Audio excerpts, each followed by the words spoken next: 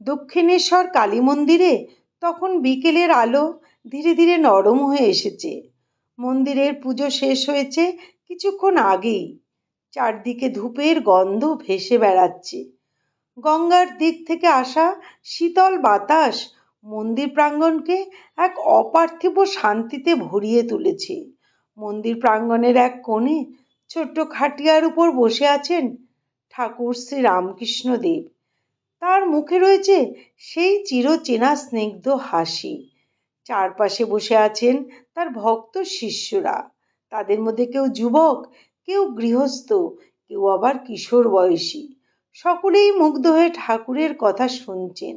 কখনো ভক্তি, কখনো ঈশ্বর প্রেম, কখনো জীবনের গভীর সত্য। এভাবেই চলছিল তাদের মধ্যে আধ্যাত্মিক আলোচনা। হঠাৎ একজন ভক্ত শিষ্য উঠে দাঁড়িয়ে বিনয়ের সঙ্গে ঠাকুরকে প্রশ্ন করলেন, ঠাকুর, মানুষ তো সবসময় নিজেকে দুর্বল ভাবে, একটু কষ্ট এলেই ভেঙে পড়ে, ভয় পায়, অথচ শুনেছি ঈশ্বরের করুণায় মানুষ তো অসীম শক্তির অধিকারী। কিন্তু কথাটা কতটা সত্যি? প্রশ্নটা শুনে ঠাকুর কিছুক্ষণ নীরব রইলেন। তার চোখে যেন এক গভীর করুণা ফুটে উঠল। তারপর ধীরে ধীরে তিনি বলতে শুরু করলেন, শোন, তোদের একটা গল্প বলি, তাহলেই উত্তর পেয়ে যাবি। সবাই তখন মন দিয়ে বসে গল্পটি শুনতে লাগলো। একদিন এক বাঘিনী খাবারের সন্ধানে একটি ছাগলের পালের উপর ঝাঁপিয়ে পড়েছিল। ছাগলগুলো ভয়ে চারিদিকে ছুটতে লাগলো। ঠিক সেই সময় দূরে লুকিয়ে থাকা একজন ব্যাধ তীর ছুঁড়ে বাঘিনীটিকে আঘাত করলো।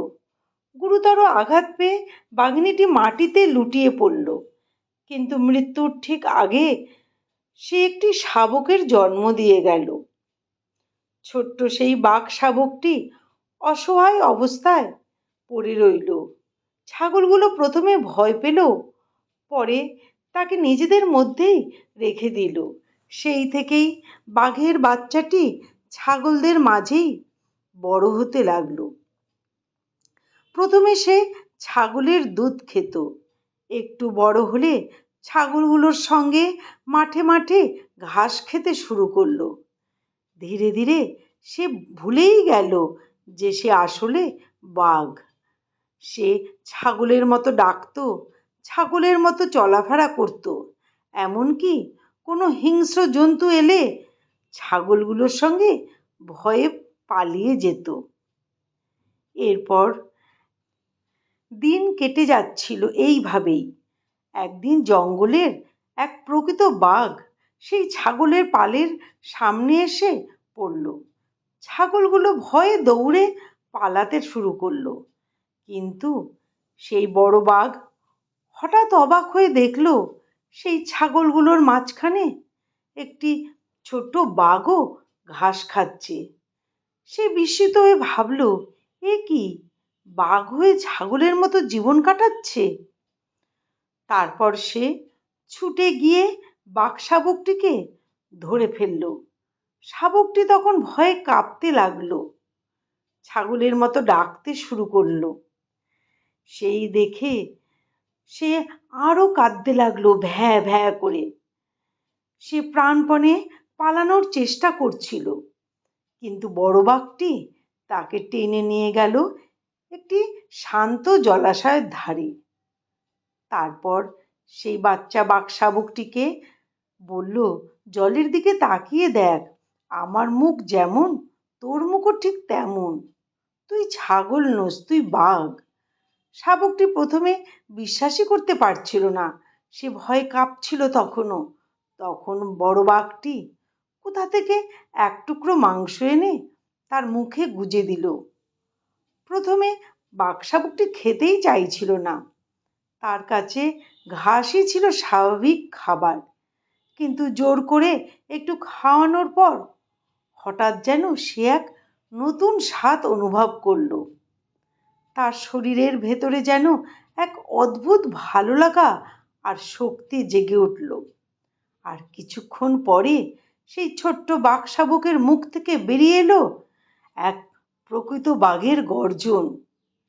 সেই মুহূর্তে সে বুঝতে পারল সে কখনো ছাগল ছিল না, সে সবসময় বাঘ ছিল। শুধু ভুলে গিয়েছিল নিজের প্রকৃত পরিচয়। গল্পটা বলে ঠাকুর কিছুক্ষণ চুপ করে রইলেন। ভক্তরা সবাই নিঃশব্দে শুনছিলেন। তারপর ঠাকুর ধীরে ধীরে এর ব্যাখ্যা করতে লাগলেন। মানুষের অবস্থাও ওই বাকশাবকের মতো। মানুষের প্রকৃত স্বরূপ অসীম, কারণ তার ভেতরে ঈশ্বর আছেন। কিন্তু মায়া আর অজ্ঞানের কারণে সে নিজেকে সবসময় দুর্বল ভাবে। ঠাকুর আবার বললেন, ছাগলের মতো ঘাস খাওয়া মানে হলো কামিনী কাঞ্চনের মোহে ডুবে থাকা। ভয়ে পালানো মানে নিজের শক্তি ভুলে যাওয়া। আর যে প্রকৃত বাঘ এসে তাকে সত্য পরিচয় মনে করিয়ে দিল, সে হলো আসল গুরু।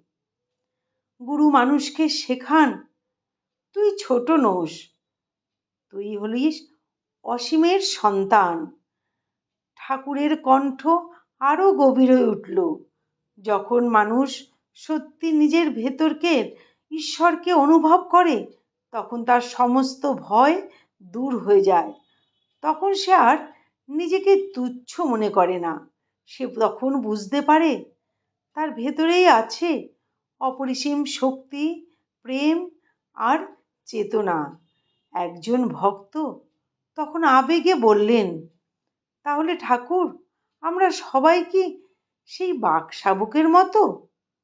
ঠাকুর হেসে বললেন, হ্যাঁ রে, অধিকাংশ মানুষই নিজের আসল পরিচয় ভুলে আছে। তাই তো একটু দুঃখ এলেই ভাবে আমি শেষ হয়ে গেলাম। অথচ ভিতরে যে ভগবানের শক্তি আছে তা তারা জানেই না। গঙ্গার বাতাস তখন আরো শান্ত হয়ে বইছিল। ভক্তদের চোখে যেন নতুন উপলব্ধির আলো ফুটে উঠেছিল। এই গল্পটি আমাদের এই শিক্ষা দেয় যে আমরাও জীবনে অনেক সময় নিজেদের দুর্বল ভাবি। সমাজ, ভয়, ব্যর্থতা আর সংসারের মোহ আমাদের ভুলিয়ে দেয় আমরা আসলে কত শক্তিশালী। আমরা অন্যের কথায়, অন্যের বিচারেই নিজেদের মূল্য ঠিক করতে শুরু করি। কিন্তু সত্য হলো এই, মানুষ কেবল শরীর নয়, কেবল নাম বা পরিচয় নয়। মানুষের ভেতরে আছে ঈশ্বর প্রদত্ত এক অসীম শক্তি। সঠিক পথপ্রদর্শক, সৎসঙ্গ আর আত্মজ্ঞান মানুষকে সেই সত্য উপলব্ধি করায়। যেদিন মানুষ নিজের প্রকৃত স্বরূপ চিনতে পারে, সেদিন তার জীবনের ভয়, হীনতা আর দুর্বলতা অনেকটাই দূর হয়ে যায়।